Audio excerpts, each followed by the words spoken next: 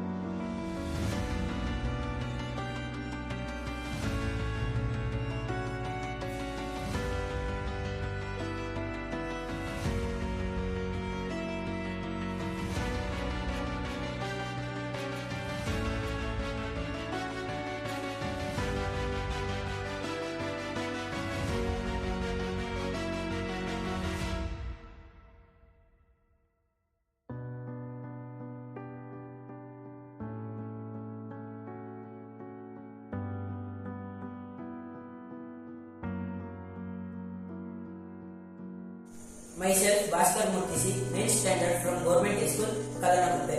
ಸಾಮಾನ್ಯವಾಗಿ ಎಲ್ಲಾ ಉಳುವ ವಸ್ತುಗಳು ಇಳಿತಾರಿನಲ್ಲಿ ಮೇಲಿನ ಕೆಳಕ್ಕೆ ಸ್ವತಂತ್ರವಾಗಿ ಉರುಳಿಬರುತ್ತವೆ.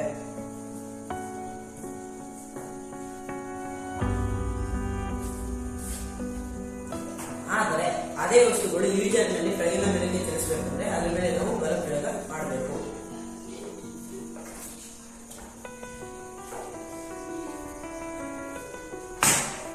ನನ್ನ ಹತ್ರ ಒಂದು ಚಕ್ರ ಇದೆ. ಈ ಚಕ್ರದ ಮೇಲೆ ನಾನು ಬಲ ಪ್ರಯೋಗ ಮಾಡದೇ ಇದ್ರೂ ಸಹ ಇಳಿಜಾರಿನಲ್ಲಿ ಕೆಳಗಿನ ಮೇಲಕ್ಕೆ ಸುಲಭವಾಗಿ ಚಲಿಸುತ್ತದೆ.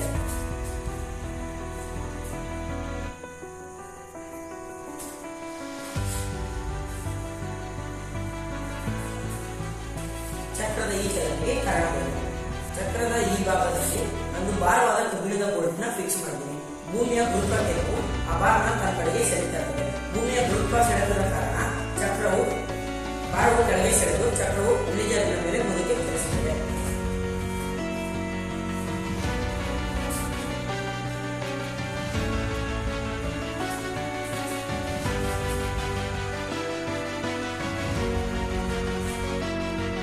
ಆವೇಶಭರಿತ ಕಣಗಳಿಂದ ಉಂಟಾದ ಬಲವೇ ಸ್ಥಾಯಿ ವಿದ್ಯುತ್ ಬಲ.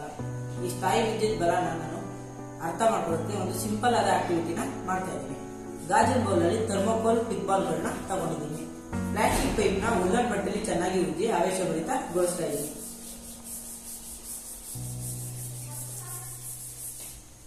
ಆವೇಶಭರಿತವಾಗಿರುವ ಪೈಪ್ ನ ಪಿಕ್ಬಾಲ್ ಹತ್ರ ಇಳಿತಾ ಇದ್ದೀನಿ. ಪಿಕ್ಬಾಲ್ ಅಲ್ಲ ಪೈಪ್ ಕಡೆಗೆ ಆಕರ್ಷಣೆಯಾಗಿ ಪೈಪ್ಗೆ ಕಚ್ಕೋತಾ ಇದೆ. ಇದಕ್ಕೆ ಕಾರಣ ಸ್ಥಾಯಿ ವಿದ್ಯುತ್ ಬಲ.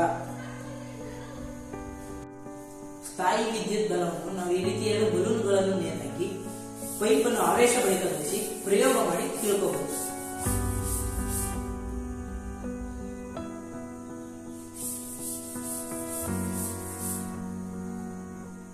ಬಲೂನುಗಳು ಪೈಪಿನ ಕಡೆ ಆಕರ್ಷಣೆ ಆಗಲು ಕಾರಣ ಪೈಪಿನಲ್ಲಿ ಉಂಟಾದ ಸ್ಥಾಯಿ ವಿದ್ಯುತ್ ಆವೇಶ. ದಾರ ಸ್ಟ್ರಾ ಕಡೆ ಆಕರ್ಷಣೆ ಆಗಲು ಕಾರಣ ಸ್ಟ್ರಾನಲ್ಲಿ ಉಂಟಾದ ಸ್ಥಾಯಿ ವಿದ್ಯುತ್ ಆವೇಶಗಳು.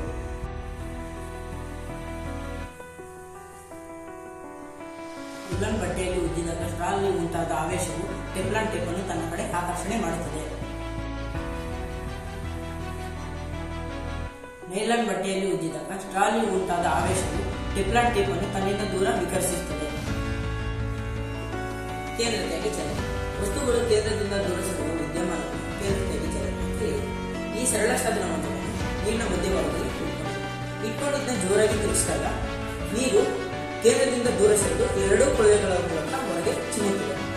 ಇದೇ ಕೇಂದ್ರತೆಯಾಗಿ ಚಲನೆ.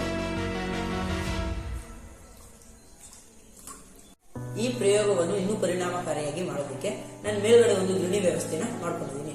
ಹಾಗೆ ಆ ಗಿರಣಿಯ ಬ್ಲೇಡ್ಗಳ ಮೇಲೆ ಗಾಳಿಯನ್ನು ಊದೋದಕ್ಕೆ ಒಂದು ಪ್ಲಾಸ್ಟಿಕ್ ಸ್ಟ್ರಾನ ಫಿಕ್ಸ್ ಮಾಡ್ಕೊಂಡಿದ್ದೀನಿ. ಈ ಪ್ಲಾಸ್ಟಿಕ್ ಸ್ಟ್ರಾ ಮೂಲಕ ಜೋರಾಗಿ ಗಾಳಿಯನ್ನು ಊದಿದಾಗ ಗಿರಣಿ ತನ್ನ ಅಕ್ಷದ ಮೇಲೆ ಜೋರಾಗಿ ತಿರುಗುತ್ತದೆ. ಆಗ ಕೇಂದ್ರಕ್ಕಾಗಿ ಬಲದ ಕಾರಣ ಎರಡೂ ಪೈಪ್ಗಳ ಮೂಲಕ ನೀರು ಕೇಂದ್ರದಿಂದ ಹೊರಕ್ಕೆ ದೂರಕ್ಕೆ ಚಿಮ್ಮುತ್ತದೆ.